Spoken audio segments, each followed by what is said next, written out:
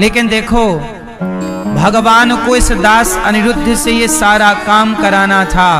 मैंने कभी स्वप्न में भी नहीं सोचा कि वृद्ध माओं की सेवा इस शरीर से प्रभु कराएंगे, अखंड रसोई की सेवा भगवान इस शरीर से कराएंगे, कभी सोचा भी नहीं।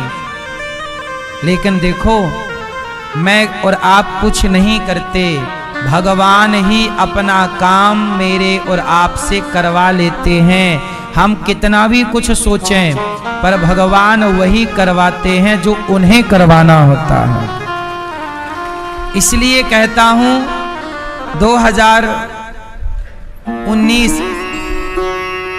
2018 में ये दास जगन्नाथपुरी चला गया और जगन्नाथ भगवान से ये दास ने कहा, प्रभु मेरा बचपन का एक सपना है कि मैं संतों को भोजन कराऊं, एक अन्न क्षेत्र खोलना है मुझे, जहां कोई भी।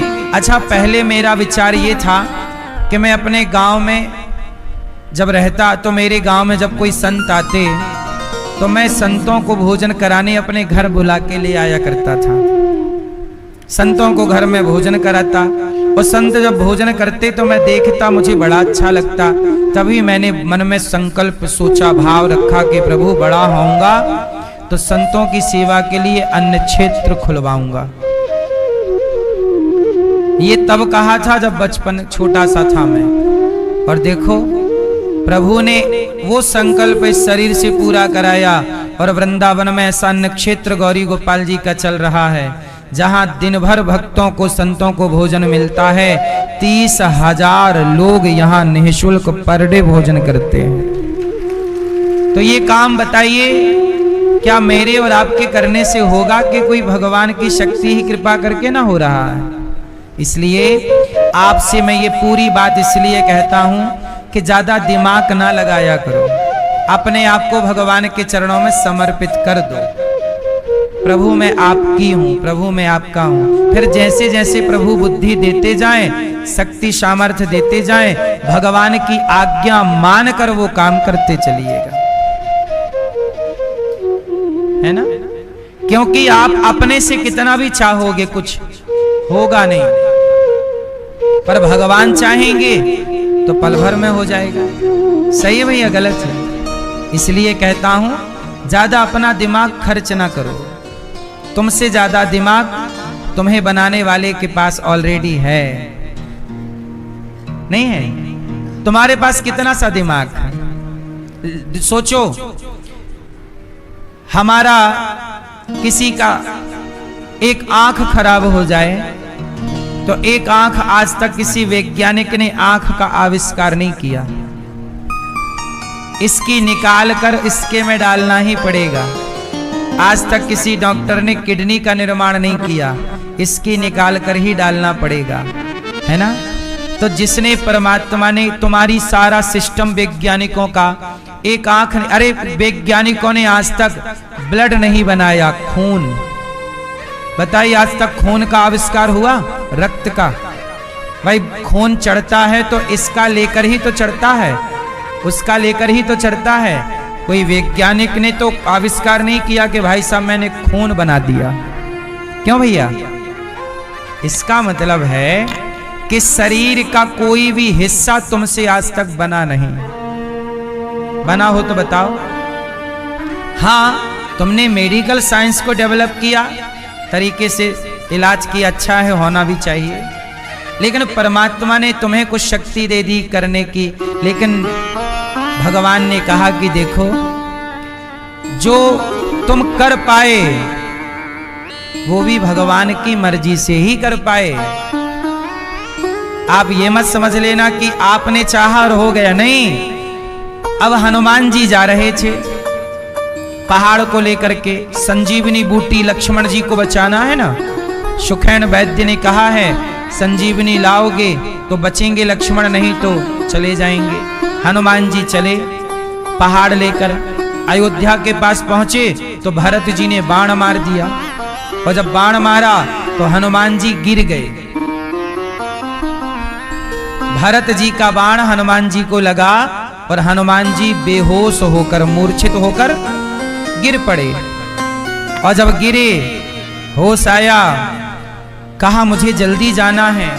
भरत जी बोले भाई तुम कौन हो, तुम्हारे मुंह से राम राम क्यों निकल रहा है। हनुमान जी ने कहा मेरा नाम हनुमान है, प्रभु राम के भैया पर संकट है, ये पहाड़ लेकर जाना है, संजीवनी बूटी है, वैद्य पहचान लेंगे इसलिए मैं पूरा पहाड़ लेकर जा रहा हूं, पर मैं तो लेट हो गया। अब भरत जी बोले चिंता ना करो, मेरे इस बाण पर बैठ जाओ, मैं तुम्हें समय पर पहुंचा देता हूं। हनुमान जी को ऐसा लगा कि मैं नहीं जाऊंगा तो लक्ष्मण जी मर जाएंगे। अच्छा एक बात मुझे आप लोग बताओ, सच बताओ कि हनुमान जी यदि संजीवनी बूटी लेने ना जाते तो लक्ष्मण जी मर जाते कि नहीं? ये भैया बताएंगे चश्मा वाले, भैया आप बताओ, यदि हनुमान जी संजीवनी बूटी लेकर ना जाते तो लक्ष्मण जी मर जाते कि नहीं? जोर से नहीं मरते। कौन लाता फिर? हाँ, लक्ष्मण जी नहीं मरते, हनुमान जी ना लाते तो प्रभु किसी और से ये काम करवा लेते। भगवान का काम भगवान ही कर लेते हैं। हाँ, भक्तों का यश बढ़ाने के लिए भक्तों से कराते हैं ताकि भक्तों का भी यश बढ़े, वरना प्रभु का काम कोई भी कर ले। आपको ताकत देते तो आप कर लेते। भगवान अपना हाथ यदि आपके सिर पर रख दें, समझो ना, भगवान यदि आपके सिर पे अपना हाथ रख दें तो आप ब्रह्मा जी से ज्यादा पावरफुल हो सकते हैं। इतनी देर में एक चुटकी को बजने में जितना टाइम लगता है, इतनी देर में आप ब्रह्मा से अधिक ताकतवर हो सकते हैं यदि भगवान अपनी करुणा का हाथ आप पर रख दें तो। इसलिए मैं ये कैसे कहूं कि मैं करता हूं, आप कैसे कह देते हो कि आप करते हैं? आपके मेरे द्वारा, हनुमान जी के द्वारा, अंगद जी के द्वारा, जामवंत जी के द्वारा भगवान अपना काम ही इनसे कराते रहते हैं। ये पूरा संसार किसकी मर्जी से चल रहा है? हाँ, आपके घर में आपकी पत्नी जैसी है, पति जैसा है, पुत्र जैसा है, आपके घर का माहौल जैसा है, वो आपकी मर्जी नहीं है। बस आप एक काम कर सकते हो तो कर लेना, हर परिस्थिति में चुप रह के अपना काम करो, बस इतना कर लो आप, क्योंकि बाकी कुछ भी आपके हाथ में नहीं है। आप अपनी पत्नी को कितना भी समझाओ, बताए ना हमने कि भगवान शिव अपनी पत्नी को समझा समझा के परेशान हो गए, पर माता सती मानी नहीं और राम की परीक्षा लेने चली गई और फेल होकर के आ गई। जब शिव के समझाने से माता सती नहीं समझी तो फिर आपके समझाने से भला कौन समझेगा? कोई समझ गया तो समझ लेना कि प्रभु समझाना चाहते हैं, और कोई नहीं समझा तो समझना कि प्रभु समझाना ही नहीं। इसलिए अब वो ईश्वर का खेल है, आप चुप रहो। समझा लिया ना आपने अपने बेटे को, अपनी बेटी को, अपने परिवार को, नहीं समझ रहे हैं, अब तुम चुप रहो, तुम भगवान का ध्यान करो। अब तुम्हारे हाथ में कुछ नहीं है, ये खेल ईश्वर का है, वो खेलना चाहते हैं ऐसे। इसलिए कहता हूं व्यर्थ में लोग टेंशन लेते हैं। एक भाई साहब कह रहे थे महाराज जी हमारी बेटियां बड़ी बड़ी हो गई हैं, शादी की बड़ी चिंता है। हमने कहा कि भाई शादी जिस परमात्मा ने तुम्हारी बेटी को बनाया है, जिसने तुम्हारी बेटी को आंखें दी हैं, जिसने तुम्हारी बेटी को पांव दिए हैं, जिसने तुम्हारी बेटी के अंदर गर्भाशय सेट किया है, क्या वो परमात्मा उसके लिए वर बनाना भूल गया होगा? हैं? जिस परमात्मा ने तुम्हारी बेटी के पांव का एक छिंगली बनाना भी नहीं भूला, प्रॉपर उसने पांव की छोटी उंगली बनाई है। क्यों भैया, आपकी बेटी के पांव में वो छोटी वाली उंगली है कि नहीं है ना? तो जिस परमात्मा ने छोटी सी उंगली ना भुलाया, वो लड़की के लिए दुल्हा बनाना भूल गया होगा क्या?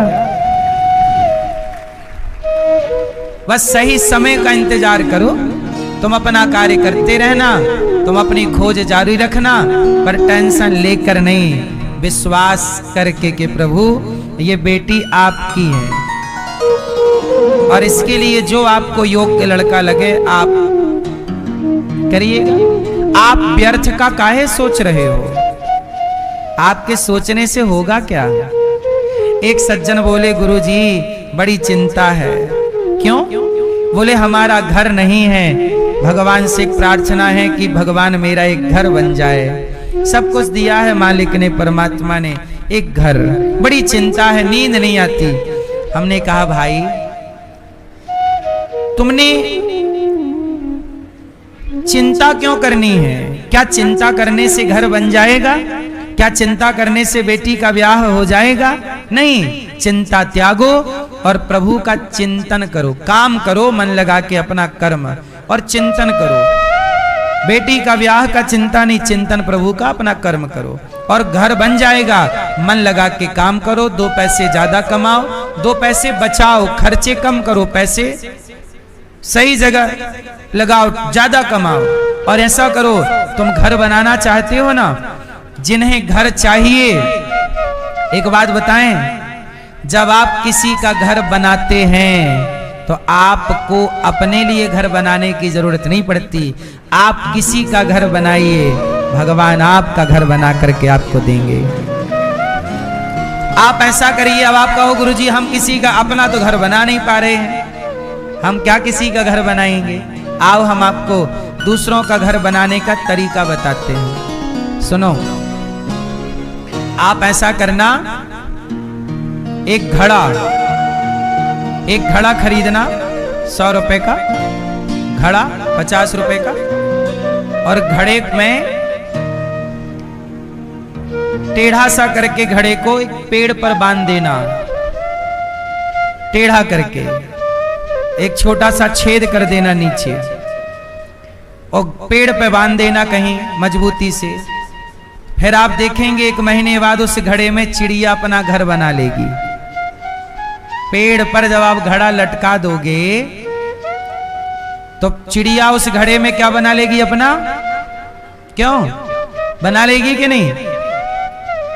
घड़े को थोड़ा टेढ़ा करके, ताकि पानी ना भरे उसमें, और पानी भरे भी तो एक छेद छोटा सा नीचे कर देना। और फिर आप देखेंगे 1 महीने बाद चिड़िया उस घड़े के अंदर अपना घोंसला, तो आपने किसका घर बना दिया? जब आप चिड़िया का घर बना दोगे तो विधाता भी आपके घर की व्यवस्था कर देंगे। जो किसी का घर बनाता है उसका घर बनता है, जो किसी का घर उजाड़ता है उसका घर भी उजड़ जाता है। इसलिए कहता हूं, बनाना सीखिए। क्या करना सीखिए? बनाना सीखिए, बिगाड़ना नहीं। और मैं आपसे एक ही बात फिर से दोहराऊंगा, चिंता ना किया करिए, भगवान आपके साथ हैं हर पल। और ये संसार जीवन में जब आपके दुख आए ना तो रोया ना करो, भगवान की ओर देख के थोड़ा मुस्कुराया करो, प्रभु कोई बात नहीं, आप ही हमारी परीक्षा ले रहे हैं, लीजिए हम तैयार हैं। एक बच्चा होता है छोटा सा, जैसे ही उसे मां मारती है, एक थप्पड़ छोटे बच्चे को मां मारेगी तो बच्चे को एक थप्पड़ मारेगी मां तो बच्चा रोएगा। लेकिन एक चीज आपने देखी होगी, वो रोता हुआ बच्चा अपनी मां से ही चिपकता है। क्यों? ये बात सही है कि गलत है? मां मारेगी तो वो मां से चिपकेगा, छोटा है ना,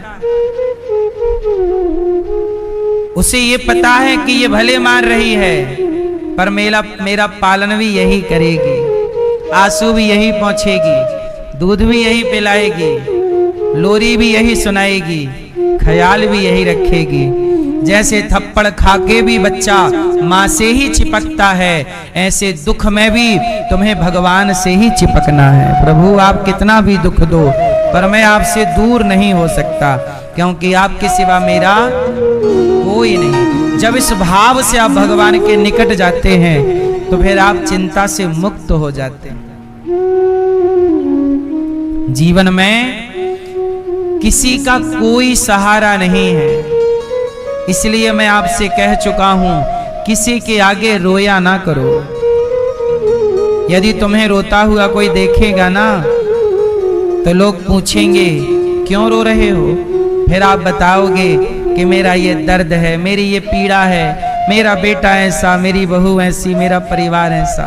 और ये दुनिया आपके दुख को सुनेगी, रो रो के सुन लेगी, और तुम्हारे जाने के बाद हंस हंस के लोगों से बताएंगी कि देखो उसका ये दुख है, वो ऐसे रो रही थी या रो रहा था।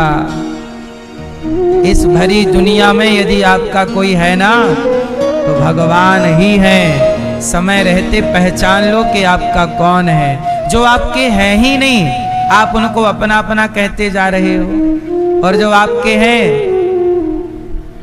आप उन्हें अपना मानने को तैयार नहीं हो। इसलिए मेरी मां गोपियों ने भगवान के संग दिव्य रास रचाए। जन्म जन्म के भक्त हैं ये गोपियां। शिव आए ऐसे रासेश्वर भगवान को, ये रास लीला है। कोई भगवान का भी कैरेक्टर ढीला हो सकता है क्या? लेकिन लोग आरोप तो भगवान पे भी लगा ही देते हैं। रासलीला को बॉलीवुड ने किससे जोड़ दिया? कैरेक्टर ढीला से ना। तुम करो तो रासलीला, हम करें तो कैरेक्टर ढीला। अब इतने मूर्ख लोग हैं, अब क्या कहें? भगवान की लीला को भी आज दुनिया ने कैरेक्टर ढीला से जोड़ दिया। इससे बड़ी मूर्खता, इससे बड़ा भगवान का अनादर क्या हो सकता है? लेकिन आप धन्य हैं सनातनी कि आप बहुत भगवान के अपमान को भी हंसते हंसते सह लेते हैं। कोई आपका अपमान कर दे तो आपको बड़ा बुरा लग जाता है, लेकिन भगवान का अपमान कोई आपसे कर दे तो आपको कोई दिक्कत नहीं होती, क्योंकि आप सोचते हैं कि ये अपमान मेरा तो है ही नहीं, ये तो भगवान का है। भगवान को भी अपना मानिए, भगवान की लीलाओं को समझिए, भगवान के हर चरित्र को समझिए। बिना समझे आप क्या कह पाएंगे, क्या सुन पाएंगे, क्या समझ पाएंगे? आज भगवान ने दिव्य लीला की, सुदर्शन, ये दिव्य रास की लीला खंड है, चल रही है आज भी। भगवान ने सुदर्शन नाम के एक दैत्य अजगर बन के आया। एक सुदर्शन नाम का एक दैत्य था, राक्षस, जो नंद बाबा के पास आया और नंद बाबा को निगलने लगा। तो नंद बाबा ने चिल्लाया, कन्हैया बेटा। तब भगवान ने दौड़ करके उस अजगर को, भगवान ने एक पांव का प्रहार कर दिया, चरण का प्रहार कर दिया, और चरण का स्पर्श होते ही वह अजगर मुक्त हो गया। सुदर्शन नाम का दैत्य था, आज उसका उद्धार हो गया। एक शंखचूड़ नाम का यक्ष था, जो गोपियों को चुरा के भाग गया, सारी गोपियों का अपहरण कर लिया। तब गोपियों ने भगवान को पुकारा, प्रभु रक्षा कीजिए। तब भगवान ने जाकर के उस शंखचूड़ से युद्ध करके उसे पराजित किया और सारी गोपियों को मुक्त किया। गोपियों ने भगवान के लिए गीत गाया, युगल गीत, जिस गीत में गोपियां भगवान के प्रत्येक अंग की सुंदरता का वर्णन करती हैं। प्रभु आप, ये दुनिया पागल है जो जगत की सुंदरता पर मर रही है। सबसे अधिक सुंदर कोई है तो भगवान है, भगवान से ज्यादा सुंदर कौन होगा? अच्छा, एक बात सत्य है, सुनना। संसार की सुंदरता कई बार आपके मन को आकर्षित करती है। कई बार स्त्री की सुंदरता, पुरुष की सुंदरता आपके मन को आकर्षित करती है, लेकिन क्या बताएं, वह सुंदर स्त्री, वह सुंदर पुरुष आपके, यही तो आपकी परीक्षा है कि जब सुंदर स्त्री को देखकर भी, सुंदर मन पुरुष को देखकर भी आपका चित्त उसकी ओर ना खिंचे, तब भी आपका चित्त मन भगवान में ही लगा रहे, तब ना आप जीत गए। और यदि आप उस स्त्री पुरुष के पीछे भाग गए तब तो आप हार गए ना। वो लड़की है जो अपने हाव भाव से आपको खींचना चाहती है अपनी ओर, और यदि आप उसकी ओर खिंच गए तो वो जीत गई और आप हार गए। इसलिए कहता हूं, जगत की सुंदरता पर क्या मरते हो। एक संत जी एक स्त्री को देखकर मुस्कुरा रहे थे, तो एक आदमी बोला, वाह साधु जी, आप भी स्त्री को देख रहे हो, मुस्कुरा रहे हो, क्या आपका भी चित्त चला गया? तब संत जी ने कहा कि मैं जो देख रहा हूं वो तू नहीं देख पा रहा है, और जो तू देख रहा है वो मैं देखना ही नहीं चाहता। तो आप क्या देख रहे हो? तो संत जी ने कहा कि मैं इस लड़की की ओर देख तो रहा हूं, पर मैं इस लड़की को नहीं देख रहा हूं। तो फिर किसे देख रहे हो? संत जी ने कहा कि जो अजर हुए अदब तेरे देखते हैं, वो शेर कत्ल पहले अपना देखते हैं। ना मतलब है तुझसे ना सूरत से तेरी, हम तो सिर्फ कन्हैया तेरी कलम देखते हैं। हम तो ये देखते हैं कि जिस परमात्मा ने सुंदर स्त्री को बनाया है वो भगवान खुद कितना सुंदर होगा। इसलिए जगत की सुंदरता पर ना भाग जाना, जगत को बनाने वाला इससे भी सुंदर है, इसलिए नाम है श्याम सुंदर। संसार की कोई भी सुंदर स्त्री, संसार का कोई भी सुंदर पुरुष कितना भी सुंदर हो, जरा आप ये जरूर सोचिएगा कि जब ये स्त्री ये पुरुष इतनी सुंदर इतना सुंदर है तो इसे बनाने वाला विधाता, हाँ, जिसकी रचना इतनी सुंदर वो कितना सुंदर होगा। नाम तुम्हारा पालनहारा, जाने कब दर्शन होगा। जिसकी रचना इतनी सुंदर वो कितना सुंदर होगा। भगवान बहुत सुंदर है, संसार अपनी ओर खींचता है। अरे यही तो माया है, यही तो माया है, यही तो बाधा है, यही तो चुनौतियां हैं कि ईश्वर के रास्ते पर चलोगे तो जगत की सुंदरता अपनी ओर खींचेगी, लेकिन आप ना खींचते हुए भी जब अपने लक्ष्य की ओर जाओगे तब जीत जाओगे। और खिंच गए तो काय बात के, है ना। इसलिए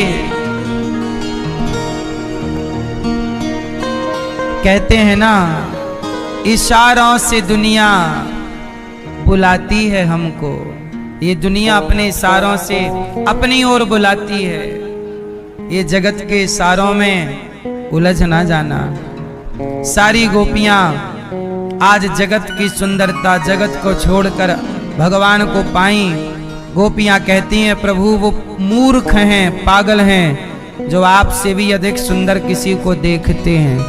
इसलिए मैया, भगवान से सुंदर कौन होगा? जगत में ना उलझी रहिए। अच्छा एक बात बताओ, कोई कितना भी सुंदर हो, स्त्री या पुरुष,